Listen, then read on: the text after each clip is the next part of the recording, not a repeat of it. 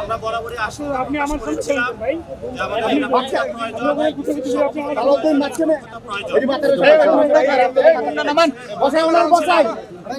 আপনারা দেখেছেন যে ভাই বসেন না, এই ভাই এই প্রশাসনের মধ্যে এবং এরপর পরবর্তীতে আমরা দেখেছি আওয়ামী লীগ মাঠে নেমে আমাদের সহযোদ্ধাদেরকে হত্যার জন্য উদ্যত হয়েছে। এখানে আমরা বাংলাদেশ গঠন করতে চাচ্ছি। কষ্ট নিয়ে আপনাদের সামনে দাঁড়াতে ভাই ভাই যে মেডিকেলে আজকে এসেছি। আমাদের জুলাই গণ অভ্যুত্থানের সহযোদ্ধা ওসমান হাদি, যিনি ঢাকা ৮ থেকে স্বতন্ত্র এমপি পদপ্রার্থী ছিলেন, যিনি তার নির্বাচনী প্রচারণার সময় গুলিবিদ্ধ হয়েছেন সন্ত্রাসীদের দ্বারা, আততায়ীদের দ্বারা। এবং যারা আমরা গণ অভ্যুত্থানে অংশ নিয়েছিলাম, আমাদের গণ অভ্যুত্থানের জুলাই যোদ্ধা, আহত, শহীদ পরিবার, তারা সবাই কিন্তু হুমকির মুখে আছে। এবং সাধারণ মানুষ, তারা নিরাপত্তা নিয়ে সংকট তৈরি হয়েছে বাংলাদেশে আওয়ামী লীগ, ফ্যাসিস্ট পতিত আওয়ামী লীগ একটি সিকিউরিটি থ্রেট বাংলাদেশ রাষ্ট্রের জন্য, বাংলাদেশের জনগণের জন্য। আমরা দেখেছি যে হাদি ভাইয়ের অবস্থা অত্যন্ত সংকটাপন্ন এবং আমরা আশঙ্কা করছি এই ঘটনার পিছে বড় কোনো ষড়যন্ত্র আছে। কারণ গত কয়েকদিন ধরেই এটা কোনো বিচ্ছিন্ন ঘটনা হিসেবে আমাদের কাছে মনে হচ্ছে না। এটা পুরো বাংলাদেশকে অস্থিতিশীল করার যে অপচেষ্টা ৫ই আগস্টের পর থেকে শুরু হয়েছিল এবং বারবার ছাত্র জনতা যা প্রতিরোধ করেছে, সেই একটি ঘটনার এটা একটা ধারাবাহিকতা। ইনশাল্লাহ আমরা আবারও প্রতিরোধ করব। আমরা শরীফ ওসমান হাদি ভাইয়ের সাথে আছি।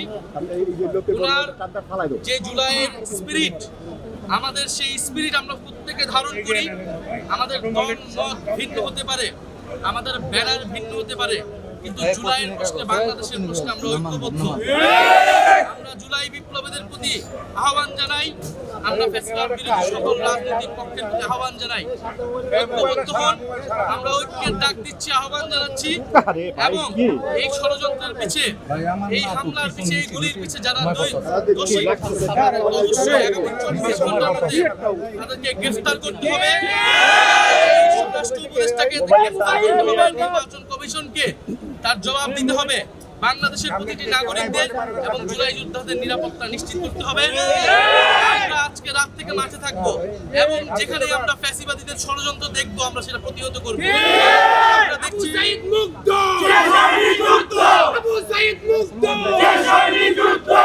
আমরা দেখছি প্রশাসনে ষড়যন্ত্র করার চেষ্টা করা হচ্ছে। আমরা দেখছি কোর্টে জয় বাংলা স্লোগান দেওয়া হচ্ছে। আমরা দেখছি বিশ্ববিদ্যালয়গুলোতে আওয়ামী লীগের টিচাররা গোপনে ষড়যন্ত্র করার চেষ্টা করতেছে, মিটিং করতেছে। আমরা জুলাইয়ের প্রশ্নে আমরা ঐক্যবদ্ধ এবং নির্বাচনকে বানচাল করার, বাংলাদেশকে অস্থিতিশীল করার ষড়যন্ত্রে যারাই লিপ্ত থাকে তাদের কঠোর বিচারের আওতায় আমরা তার শরীফ ওসমান হাদির সুস্থতা কামনা করি, আল্লাহর কাছে দোয়া করি, প্রার্থনা করি এবং সরকারের কাছে আমরা জানিয়েছি তার সুস্থতার জন্য, চিকিৎসার জন্য সর্বোচ্চ ব্যবস্থা যাতে নেওয়া হয়। এবং এই ওসমান হাদি জুলাইয়ের প্রতীকে পরিণত হয়েছে। এটা শুধু হাদির নিরাপত্তার প্রশ্ন নয়, এটা যারা গণ অভ্যুত্থানে অংশ নিয়েছে তাদের প্রত্যেকেই কিন্তু নিরাপত্তা সংকটে আছে। আমরা সরকারকে আহ্বান জানাবো, দ্রুত বাংলাদেশের জনগণের নিরাপত্তা প্রদান করুন এবং আমরা যারা গণ অভ্যুত্থানে ছিলাম আমরা সকলে যাতে আমরা দেখছি আওয়ামী লীগ প্রশ্ন বলেন, আমরা প্রত্যেকটা বিষয় কিন্তু ছাত্র জনতা মাঠে নেমে ঠেকিয়েছে। ছাত্র জনতা তার দায়িত্ব অবশ্যই পালন করবে, কিন্তু সরকারকে আমরা বলবো এটা আমরা লাস্ট চান্স দিচ্ছি। যদি এই সরকার, এই নির্বাচন কমিশন যদি নিরাপত্তা দিতে না পারে, যদি তারা এই দোষীদেরকে বিচারের আওতায় না মানতে পারে, যদি আওয়ামী লীগকে সম্পূর্ণভাবে নির্মূলের ব্যবস্থা না পারে, এই সরকারের বিরুদ্ধে আমাদের একটা ব্যবস্থা নিতে হবে।